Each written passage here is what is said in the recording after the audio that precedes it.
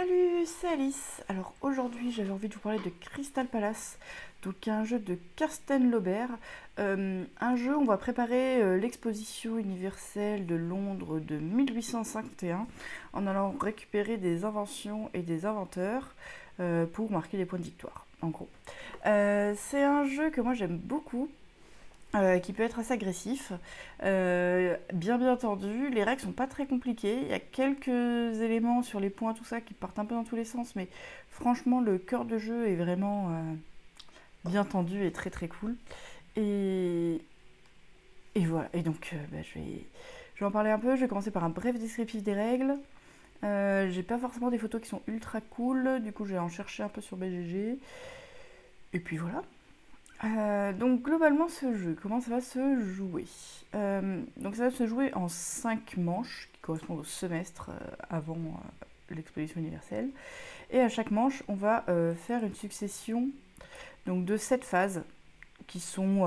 donc il y a 2 grosses phases où on joue, enfin une grosse phase où on joue, et le reste ça va être des petites phases de résolution et de revenus. Donc le premier truc à dire c'est que déjà c'est un jeu de placement de dés, où on va avoir des ouvriers qui sont des dés qu'on ne lance pas. On va choisir la valeur de nos dés à chaque début de tour. Donc on commence je crois avec 4 ou 5 dés. On va choisir secrètement derrière un espèce de mini paravent-coffre qui est pas mal fichu du tout, la valeur de chacun de nos dés en simultané. Une fois que tout le monde a choisi, on va révéler la valeur de nos dés et on va payer la somme de nos dés en argent. Au début on commence avec 40 thunes, c'est vraiment beaucoup, et en fait on n'est pas limité dans l'argent puisqu'on peut prendre des emprunts à volonté, ça nous fera juste des points en moins. Voilà, donc on va comme ça avoir un certain nombre de dés qu'on va pouvoir placer chacun notre tour. Donc ça c'était la phase 1. Celui qui a le plus misé le plus passe pour les joueurs, celui qui a misé le moins, celui ou ceux qui ont misé le moins gagne un petit journal. Les petits journaux ça se transforme en ressources un peu comme on veut au moment de notre choix. Puis il va y avoir une phase de placement de dés, c'est la phase qui est ultra tendue, c'est la phase où on joue, c'est vraiment la phase principale du jeu. Donc la phase de placement de dés c'est assez simple en tant que tel. On prend n'importe lequel de nos dés qu'on a lancé et on le place sur un emplacement ici en haut. Alors est-ce que sur la photo d'à côté c'est plus dans la bonne phase de jeu, voilà. Donc sur un emplacement comme ça de dés du haut d'un plateau qui est compatible avec notre valeur de dés. C'est-à-dire que on doit toujours avoir au moins la valeur indiquée sur le plateau. On fait ça chacun notre tour et pour le moment il ne se passe rien d'autre. Et à la fin du tour, une fois que tout le monde s'est placé sur ces emplacements en haut, on va pouvoir résoudre les actions. Alors ça, c'était résoudre les actions, c'est la phase 3. Est-ce qu'il y a une image quelque part un peu mieux? Hop. Ouais, bon, ça va pas être évident avec ça. Hop. Bon, j'ai pas trouvé l'image de mes rêves, mais c'est pas grave. Donc là, j'ai pris l'image du Board Game Geek. Donc l'idée, c'est que une fois que tous les dés ont été placés par lieu, du numéro 1 au numéro 8, on va aller voir qui réalise les actions. Pour ça, à chaque fois, on va regarder quel est le plus gros dé. Il va prendre la première place, des fois il y a un petit bonus dessus, et il va effectuer une des actions possibles. Puis le deuxième va prendre une des actions restantes, puis le troisième, etc. C'est toujours le plus gros dé d'abord. Donc là, les dés sont triés dans l'ordre, mais par exemple, si ici le dernier était un 6, il passerait en premier. S'il y avait un 5e dé alors qu'il n'y a que 4 emplacements, le dernier à se servir serait juste pas servi du tout. Le dé reviendrait chez lui avec $1. Faire une livre. Du coup, comme ça, c'est assez agressif sur la résolution. Il se passe vraiment des choses.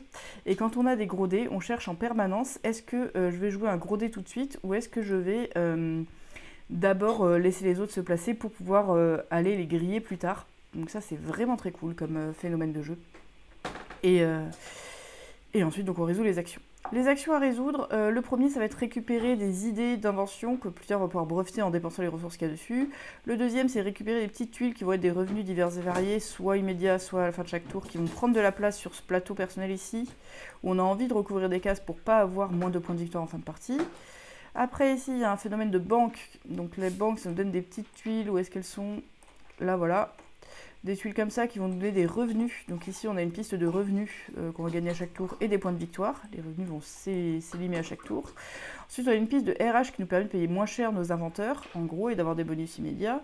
Ensuite, on va pouvoir récupérer des inventeurs. Donc là, c'est un inventeur déjà récupéré qui va avoir un certain coût, donc en roue, en idée et des fois en thunes, qu'on va pouvoir récupérer devant nous, qui vont ensuite avoir un salaire chaque tour, en fonction de notre niveau de RH, et qui vont nous rapporter divers avantages, en plus de rapporter les points de victoire.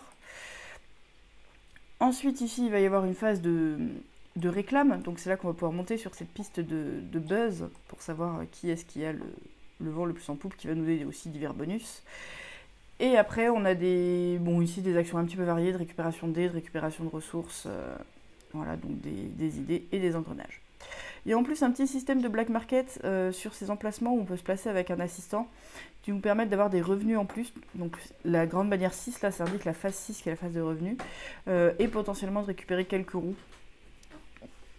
supplémentaires. Donc tout ça, ça va nous donner... voilà, il y a d'autres petits éléments autour, mais les règles restent assez simples. Les phases suivantes, où ça va être beaucoup plus simple. La phase 4, c'est qu'on doit payer nos personnages qu'on a déjà récupérés devant nous, et potentiellement on applique leurs pouvoirs, tous les pouvoirs qui s'appliquent en bannière 4. L'icono est vraiment assez bien fichu. Ensuite, en phase 5, on va pouvoir réaliser 2 de nos inventions. Donc pour ça, si on a des inventions qui ne sont pas encore réalisées, on va pouvoir dépenser ce qu'il y a dessus pour gagner le bonus et surtout gagner les points de victoire. Donc les points de victoire, globalement, plus on les fait tôt, plus on marque de points. C'est pas rigoureusement toujours exact en fonction des pouvoirs. Et les pouvoirs, ça c'est un truc un petit peu rigolo. Pour toutes les inventions, on choisit est-ce qu'on se les applique à soi ou est-ce qu'on se les applique aux autres. Ici, par exemple, c'était 4 points de réclame, mais moins 2 points de victoire. Donc selon les cas, selon les types de revenus, on va avoir intérêt à choisir soi ou un autre. Ensuite, en phase 6, on va faire nos revenus. Donc les revenus, déjà, c'est cette piste de revenus. On va marquer gagner autant de sous que là où est notre niveau, puis tout le monde descend de 3. On va faire tous nos revenus de bannière 6. Donc là, si je suis joueur bleu, je gagnerai 4 sous, un niveau de RH et 3 de revenus, une ampoule. Parce que là, j'ai des revenus de valeur de phase 6. Et ensuite, nos revenus de piste de buzz. Sur la piste de buzz, il y a des revenus immédiats qui là sont enlevés, c'était une petite erreur de règle mais qui aurait dû rester.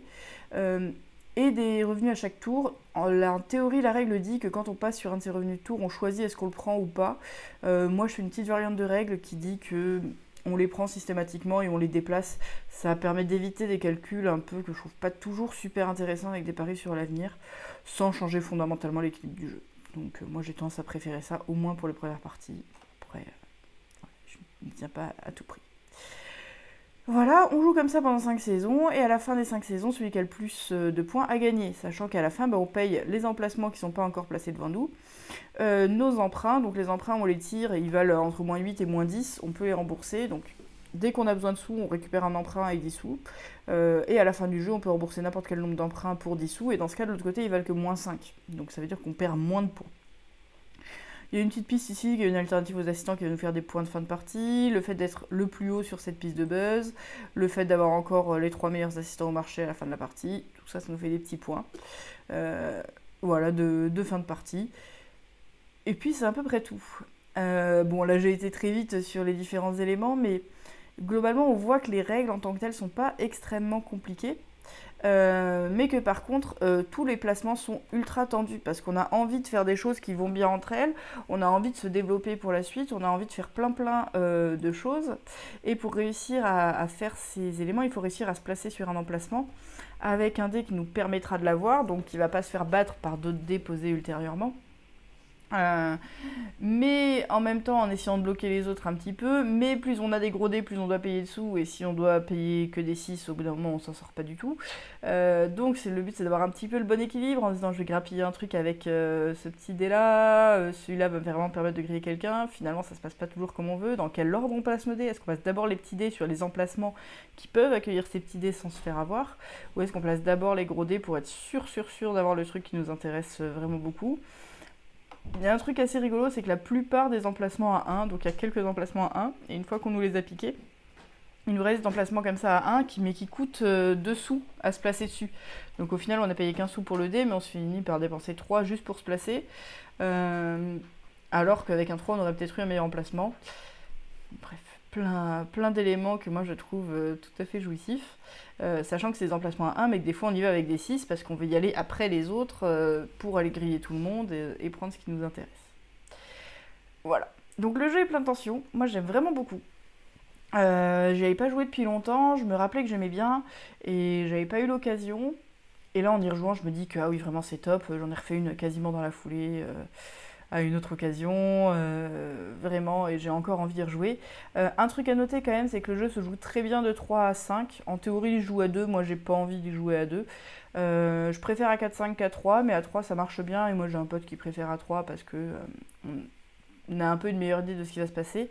Tous les petits plateaux là sont recto verso, avec ou ont d'autres plateaux pour s'adapter au nombre de joueurs, donc vraiment le scaling est plutôt bien fait. Et il y a des petits trucs d'association, oui, j'ai pas dit, d'inventeurs avec des inventions. À plus de joueurs, on a plus de chances de voir passer nos inventeurs, vu que le paquet est plus parcouru. Bref, c'est un très bon jeu. C'est assez marrant parce que c'est un jeu qui a pas tellement plu. Alors pour le coup, c'est quand même un jeu assez clivant. Il peut être assez agressif, on fait pas toujours ce qu'on veut, on peut préparer des coups et se faire avoir d'une manière qu'on n'a pas prévue. On est un peu obligé de... Moi, un truc que j'adore, hein, c'est de prévoir ce qu'on veut faire et de voir si ça se passe mal, est-ce que je fais toujours quelque chose de correct, qui est assez cool. Cet argent infini, ça plaît pas. Le fait de s'endetter, il y en a qui aiment pas ça. On n'est pas dans la largesse, hein, globalement, on manque d'à peu près tout le temps. Les points sur quelle invention rapporte quel point, à quel moment, avec quel pouvoir, est-ce qu'on a les paires ou pas, c'est peut-être pas très finement décidé. Il y a des choses qui paraissent des fois un petit peu arbitraires, notamment sur les bonhommes qui coûtent plus de salaire quand on a plus de RH, alors que c'est pas toujours si justifié que ça, et que du coup ça pourrait décourager à monter sur cette piste de RH. Moi, ça me gêne pas. Voilà. Je ne garantis pas que l'équilibre est parfait, je ne dis pas que l'équilibre ne l'est pas. En tout cas, moi, je trouve pas ça choquant. Pareil sur les emprunts tirés au hasard 8, 9 ou 10. Cette part de hasard, il y en a que ça dérange et qui mettent tous les emprunts à 9 ou à 10. Moi, ça me gêne absolument pas. Ça encourage plus ou moins à les rembourser. Après, on est quand même sur 2-3 points en fin de partie, ça change pas le monde. Voilà. Donc globalement, moi je trouve ça très très cool comme jeu. J'ai envie d'en refaire encore là et vraiment d'y rejouer. Je me dis, ah oui, c'est vrai que c'était vraiment très très bien. C'est à peu près tout ce que j'ai à dire sur Crystal Palace, que j'adore. Si peut-être ça... Du coup, ça avait fait débat parce qu'il a aussi gagné les Diamants d'Or. Moi, c'était ma première année où j'étais en jury. Et c'est vrai que c'est un jeu clivant et qu'à côté, il y avait d'autres bons jeux. Moi, je trouve que c'est une année où il n'y avait pas un jeu qui, pour moi, se démarque absolument phénoménalement des autres. Et par exemple, il est passé devant On Mars. Et pour moi, ces deux jeux, alors j'aime beaucoup les deux, mais qui n'ont pas le même profil. Et je sais que Crystal Palace, au final, j'en ferai plus de parties qu'On Mars, parce qu'On Mars, je trouve qu'une fois qu'on a bien compris la méca, on y joue moins. Et truc très rigolo, c'est que moi, Crystal Palace, j'aime beaucoup de 3 à 5, et On Mars, je l'aime beaucoup à 2. On Mars à 4, j'aime pas trop. Du coup, c'est assez rigolo comme ça d'avoir une finale avec les deux. Voilà. Mais en tout cas, moi, je regrette pas sa première place. Je le trouve vraiment très bien. Il a été soldé et vraiment, il a pas trouvé son public. Peut-être c'est le fait que les règles soient relativement simples, avec un jeu qui est quand même très tendu et bien agressif, qui va pas plaire à tout le monde, mais en même temps dans une vraie pose d'ouvrier qui est vraiment euro dans ce qu'on cherche à faire, parce qu'on cherche à faire des points de victoire et à comboter, à se développer un petit peu sur diverses choses, avec tout qui nous affaiblit, enfin, voilà, les revenus qui s'affaiblissent, les éléments qui sont un peu on a une impression d'attrition un peu en permanence, de manquer de choses. C'est... Je sais pas. Je sais pas pourquoi il plaît pas plus. Pour moi, il est absolument génial. Mais on se développe pas pépère dans son coin à faire ce qu'on peut, ce qu'on veut. Voilà, c'est tout pour Crystal Palace. Bisous et puis à plus. Salut!